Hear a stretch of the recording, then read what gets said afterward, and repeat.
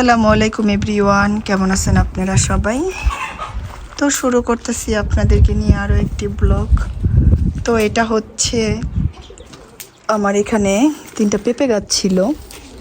পেঁপে গাছ 3টাকে আমি খুব সুন্দর করে গ্রিন হাউস বানাই দিছি যাতে না মরে। এই যে বরফ পড়ে কিছু এদিকে যেদিকে বরফ পড়ে ওদিকে যে মইরা যায়।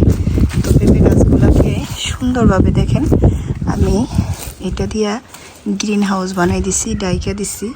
তো এগুলা যে বরফ পড়ে যে কয়টা মারা গেছিল পাতা, আর এখনো ভিতরে কিন্তু ভালোই আছে, এগুলা মরে নাই।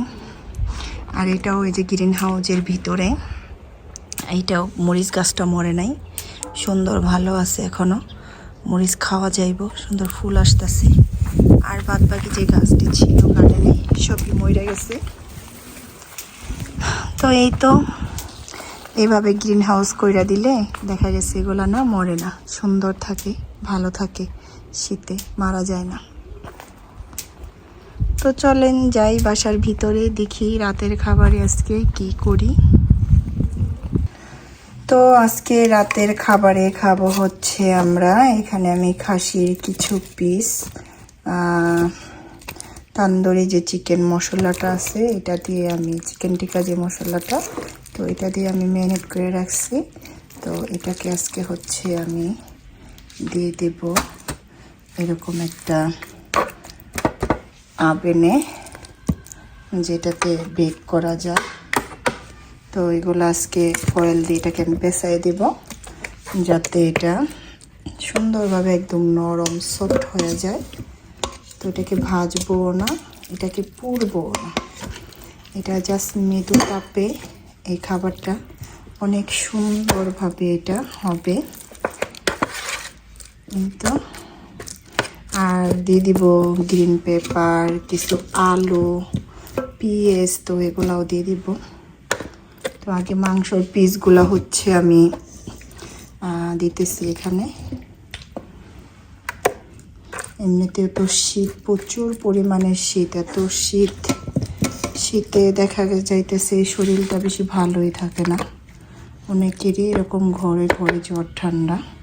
তো এখন এই যে মাংসর যে খাসির যে ব্রাইড পিসগুলো, তো এগুলো দিয়ে দিলাম এখানে। আর এটা হচ্ছে এখানে কিছু আলু আর পেঁয়াজ, কিছু গ্রিন পেপার নিয়েছি। তো লাস্টে যে এটা আছে নিচে যে গ্রেভিটা আছে, মশলাটা মাখাইছিলাম যেটা, তো এটা দিয়ে আবার একটু মাইখা নিতেছি যাতে কি সুন্দরভাবে বেক করা যায়। তো এখন আলুগুলো দিয়ে দিব এইভাবে ওপরে, আর স্পেসটা দিয়ে দিতেছি। এই যে হচ্ছে আলুগুলো, গ্রিন পেপারগুলো, এগুলো দিয়ে দিব এই যে ওপরে। তারপর এটাকে ফয়েল দিয়ে আমি পেঁচাই নেব। এই যে এটা কিন্তু রুটি দিয়ে খেতেও খুব ভালো লাগে। তারপর আমাদের এখানে আছে ব্রেড, যেটা চাক করা রুটি, তো ওইটা দিয়েও ভালো লাগে, পাপ দিয়েও ভালো লাগে খেতে। তো দেখি এটার সাথে কি করা যায়। বাচ্চারা তো পাপটা খুব পছন্দ করে। তো নিয়ে নিলাম, এখন এটাকে বেক করব, ফয়েল দিয়ে পেঁচাবো এটা। আর এটাকে ফয়েল দিয়ে পেঁচা নিতেছি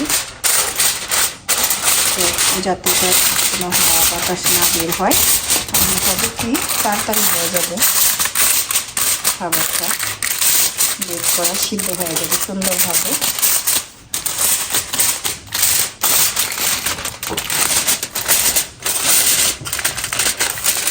দিয়ে দিচ্ছি, আর এখন দিয়ে দিলাম সুইচটা। তারপর হচ্ছে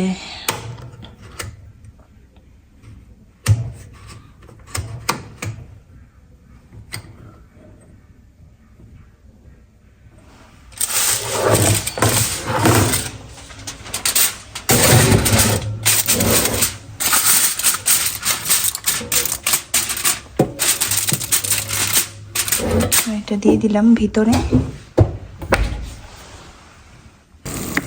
রান্না করব পাপ, তো বাচ্চারা তো পাপ তো এখানে দিয়ে দিছি একটু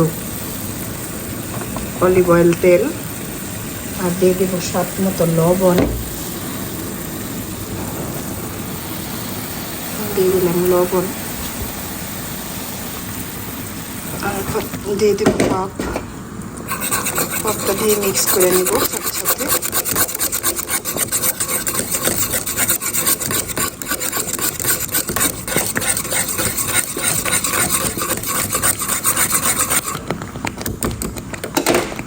আর খাবারটা হয়ে গেছে অলরেডি। তো পুরো সুন্দর একটা গ্রাম ছুটছে, অনেকটাই সফট হয়েছে।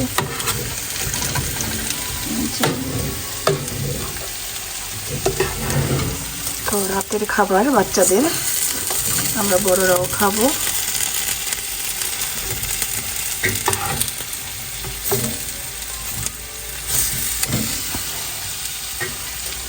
তো ফয়েলটা আবার সরাই দিছি আমি উপরে নিচে একটু হালকা হালকা ভাজা ভাজা হওয়ার জন্য।